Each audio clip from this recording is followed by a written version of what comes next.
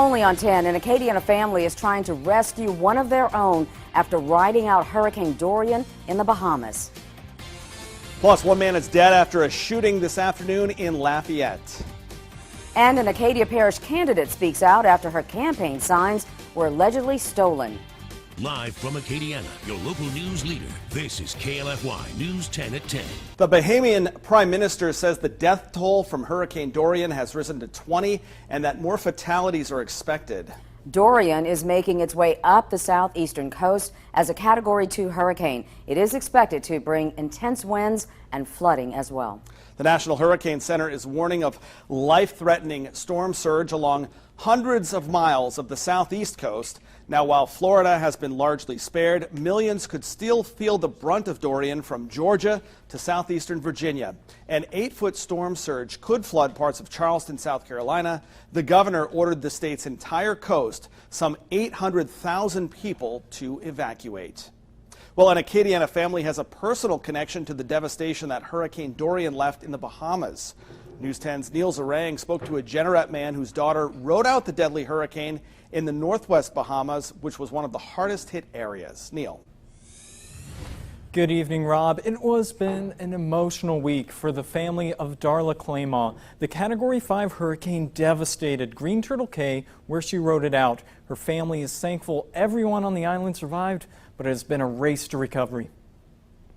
This girl is tough. Boarding up for Hurricane Dorian, Darla Claymont prepared on a barrier cay of the Abaco Islands. Managing the Leeward Yacht Club and Marina, she rode out the storm, but what she faced was the most powerful hurricane to hit the Bahamas on record. She's a tough girl, but I guess everybody's got a breaking point. Dorian stalled over the Bahamas for days, and all communication from the small island of Green Turtle Cay went out. Claymont's family didn't know if she was dead or alive. This has been pretty hard on us. But Tuesday, a message from Darla. Everything is leveled, she said. Community will run out of food and fresh water. Please organize relief ASAP. Everyone in the yacht club alive but in desperate need. Please, nobody from home try to come home because there's nothing to come home to. Quickly, help poured in from multiple states. Claymont's sister chartered a boat to bring essential supplies from generators to diapers. It's expected to arrive later this week, but Wednesday there was more bad news. She's not doing well. She's all cut up from the storm. Surviving the hurricane left Darla Claymont with some cuts. Those cuts are getting infected, so her sister is taking a private jet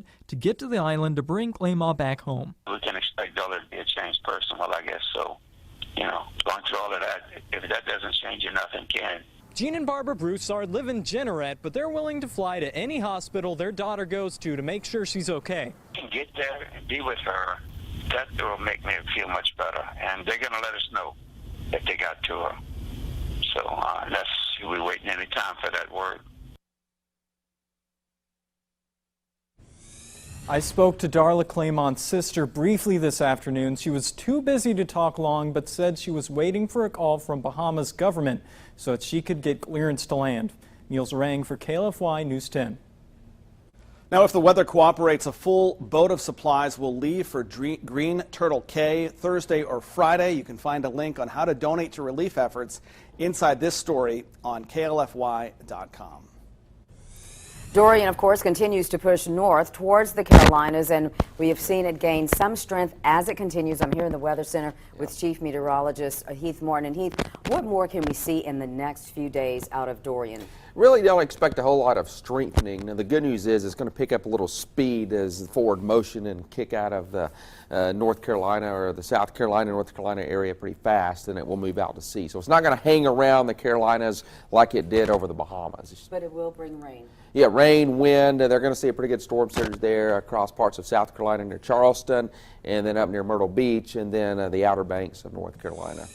So here's what it looks like as we take a look at what's going on right now southeast of it looks like Savannah to the south of Charleston and moving to the north. There's the eye, of course, winds at 110 miles per hour. So the intensity really hasn't changed that much over the last 24 hours. As a matter of fact, this just came out. This is the latest update. It comes out at 10 o'clock. 115 now. That's back to a major hurricane, so it is strengthening a little bit. Last update was 110, so it is strengthening some, probably crossing the Gulf Stream there, the warmer waters of the Gulf Stream, and then we see a Category 2 as it gets very close to Myrtle Beach and Charleston, and then going across the Outer Banks of North Carolina as a Category 2 hurricane. Winds around 100 Friday morning at 7 a.m., 105 tomorrow evening there. That is going to be along the North Carolina-South Carolina border, just offshore the Iowa, but still a lot of the rain bands coming inland and the storm surge, and definitely some very heavy rain. They could see 5 to 10, maybe 15 inches of rain across coastal areas of South Carolina and North Carolina, so flooding is definitely going to be a problem.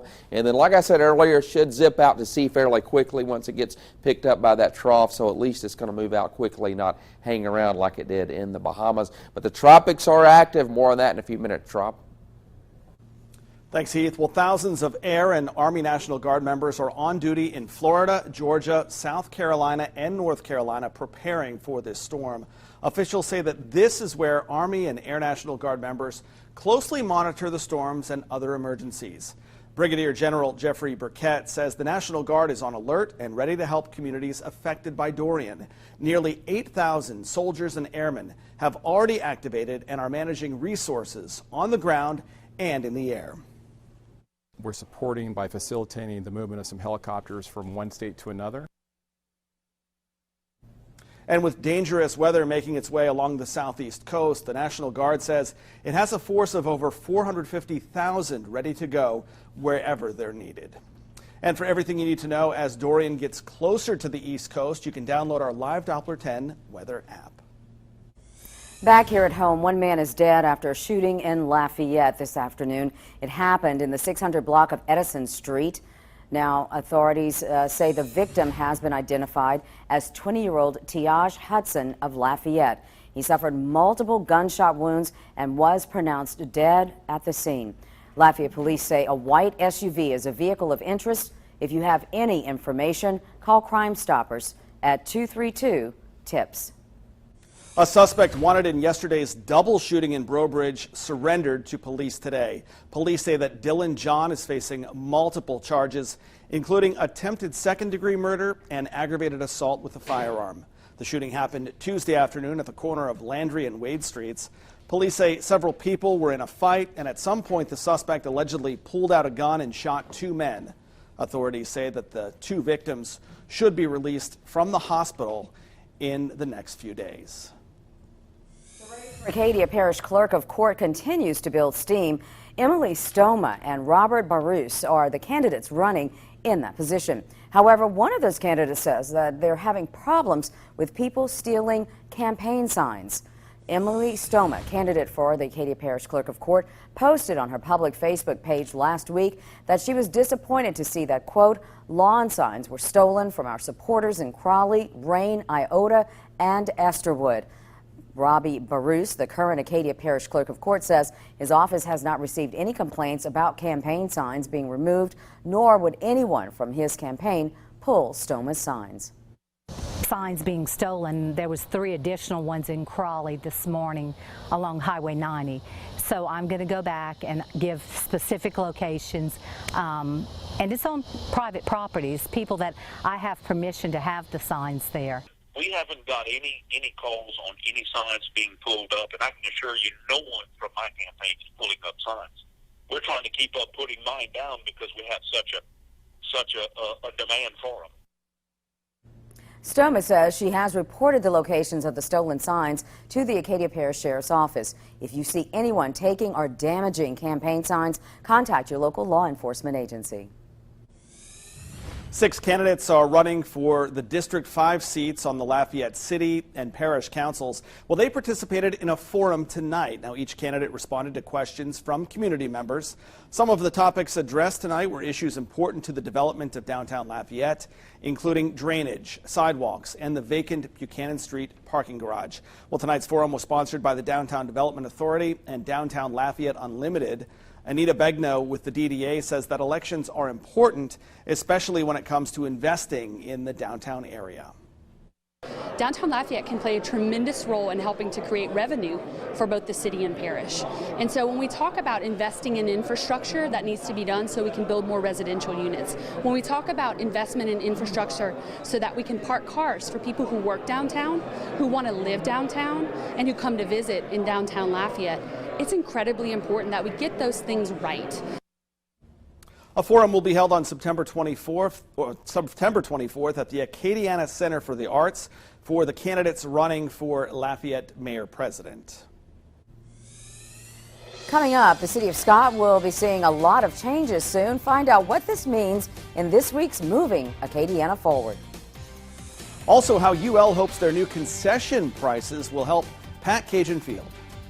Just a little bit as we see the lower 90s, overnight lows mid 70s. Cold fronts, we're looking for those, but don't see any big ones anytime soon. Well, let's be honest, we're still in summer here. We are. I mean, it's still the heart of summer, you know? That arrived early, Yep. and it's not going anywhere anytime soon. It's not, and even in the first few weeks of fall, it still feels like summer around here. It Sure does, yeah. Absolutely. Thanks, Heath. Yeah. Well, coming up, the Black and Gold look to kick off the season on the right foot.